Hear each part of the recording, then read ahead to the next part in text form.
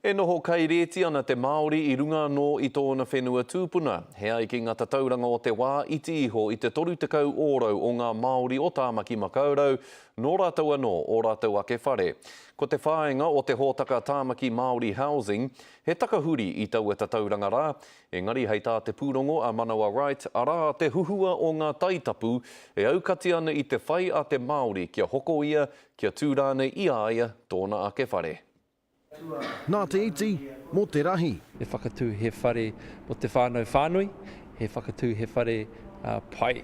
Mātua mō te kaupapa kāinga Māori o Tāmaki, ko te whakapiki I te hunga pupuri whare. Ko tō mātou kaupapa, te tautoko I a rātou ngā tarahiti, ngā hapupea, ngā iwi, kia whakatū wetahi whare papai rau atu mō o rātou whānau. Yes, we are at a crisis point and the formation of Te Matapihi as a national entity supports the development of a regional Māori housing forum. Engari ki te kore he whenua, ka ua rawa, he tauira pai te iwi o Ngāti Whāoa, kei te mautere o Waiheke. The issue is massive for us. In terms of access to land, that's probably our biggest issue. Tui e ki tērā I ngā tau ki muri, ko te tari Māori te wāhi matua e tāia ai te iwi ki te hoko whare.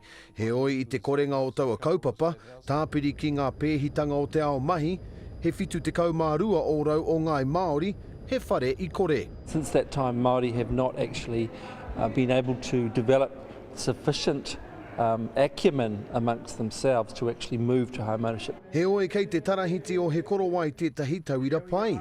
Te kaumā waru ngā kāinga hāpori, he māma te utu, hei hoko mā ngā whānau Māori.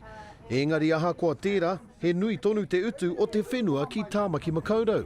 Ko te mea nui mā tētahi iwi hapu mā te kaunihera pera, mā rātou te tuatai e tuku whenua.